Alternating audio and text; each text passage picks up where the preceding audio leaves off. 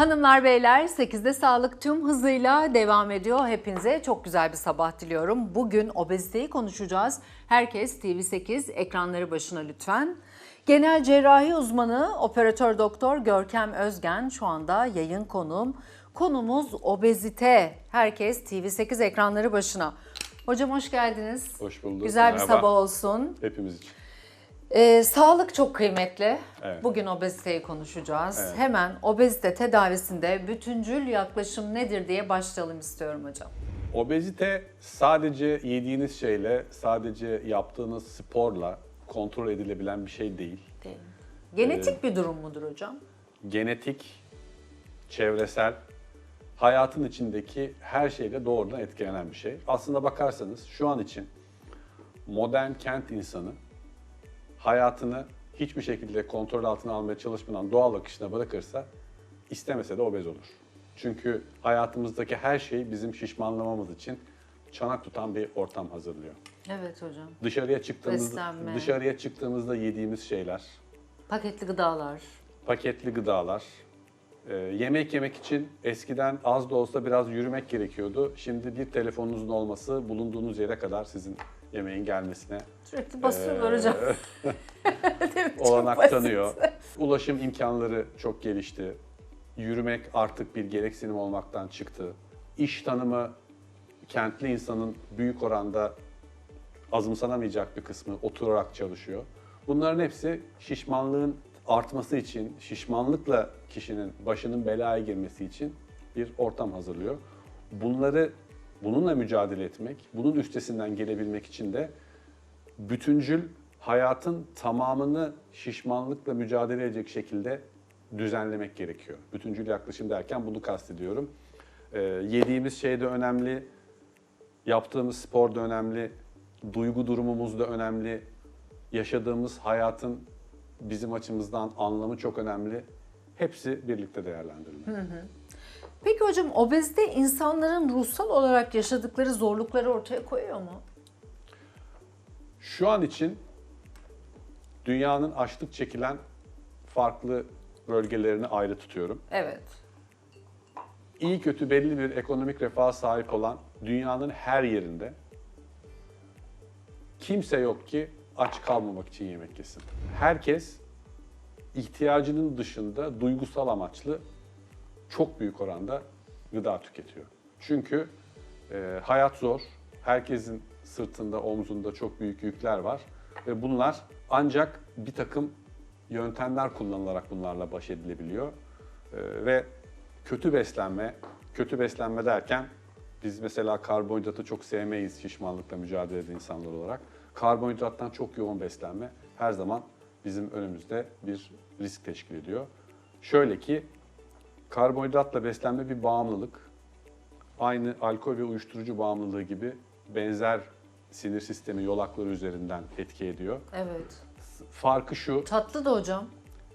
tatlıyı kastediyorum zaten. Tatlı Karbonhidrat derken hani ben karbonhidrat deyince siz hani ekmek, makarna, hani pirinç, Sonuçta tatlılar da karbonhidrat karbonhidrat olarak genel geçiyor. grubun Genelin adı. hepsini söylüyorsunuz. Genel grubun Hı hı. adı. Hepsinin benzer bir etkisi var.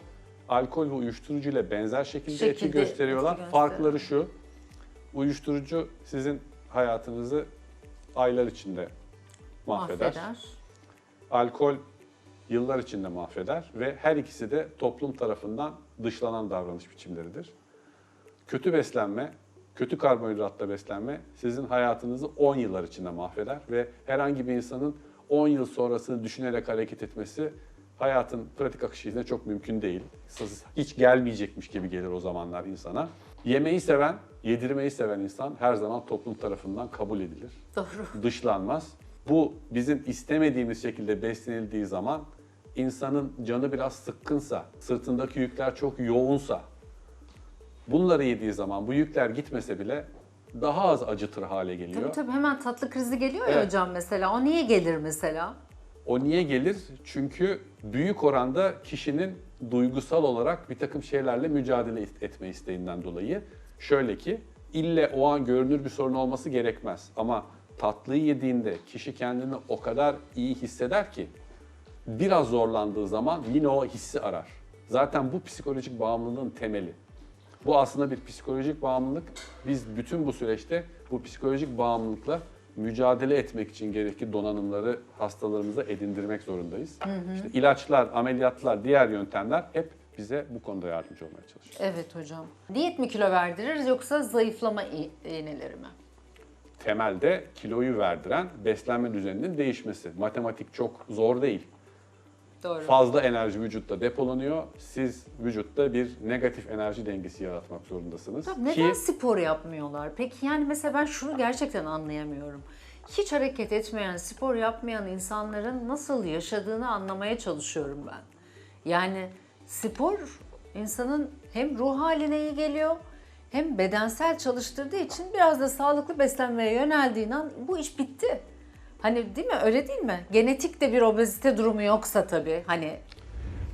Şöyle, bu bizim hastalarımızın çok büyük bir zorluğu, sizin bu söylediğiniz şey. Evet. Yani siz çünkü bu işi gayet bilinçli yaptığı belli olan şey olarak, görünüm olarak da bu hassasiyetleri olan bir insansınız. Evet. Sizin geldiğiniz aşamada vücudunuzun hormonal durumu itibariyle bunları yapmamak size çok anlamsız geliyor. Anlamsız geliyor, iyi hissettirmiyor hocam. Ama bu şey gibi, siz bir dağın eteğindesiniz. Evet. Birisi dağın tepesine çıkmış, manzara çok güzel ama dağın tepesine çıkmak için çok uğraşmanız lazım. Tepedeki diyor ki, gelse niye gelmiyorsun, burası çok güzel ama oraya gitmek için o kadar engebe var ki Evet. onun gözünde çok büyüyor o işler. Çok büyüyor. O yüzden sizin bu söylediğiniz şey davulun sesi uzaktan hoş gelire bir örnek. Anladım. Bizim hastalarımız da çok bu yükle çok baş ederek geliyorlar. Bütün hayatları boyunca hep bu konuda neden yapmıyorsun? Bak ben yapıyorum, sen yapamıyorsun. Demek ki sen istemiyorsun gibi hafiften alttan alta suçlayıcı şeylerle de karşılaşıyorlar. Bunun yükü de çok fazla. Dolayısıyla bu dedikleriniz doğru ama bunların hepsi hep çaba isteyen, acı gerektiren, uğraşmak gerektiren şeyler.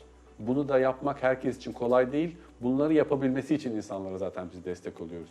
Bizim verdiğimiz psikolojik desteğinde, ilaç desteğinin de, işte ameliyat olurlarsa ameliyatında hepsinin temel amacı bu zorluklarla onların daha kolay mücadele etmesini sağlamak. Ama mücadelesiz başarı yok.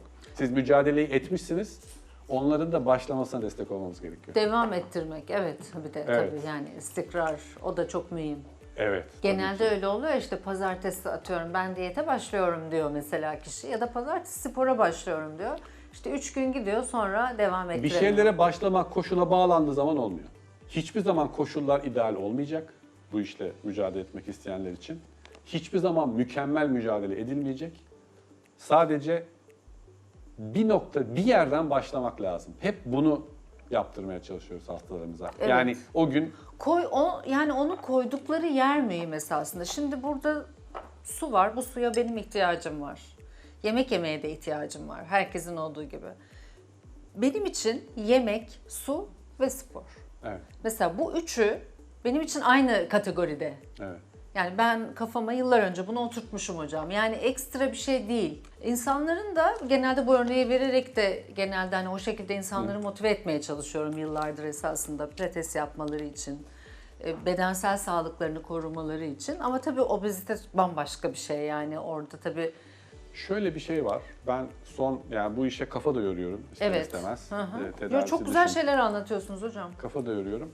Biraz motivasyonun fazla abartıldığını düşünüyorum. Yani bizim hastalarımızın en çok söylediği şey şudur. İşi kafada bitirmek lazım. Kafada hiçbir şey bitmiyor. Ben önce düşünüp bedenin onu takip etmesinden ziyade önce yapıp zihnin takip etmesinin daha uygulanabilir olduğunu gördüm. Çok doğru. O yüzden ben hastalarıma hep Yap, ne olursa olsun yap. hisset. Saçma gelse de yap.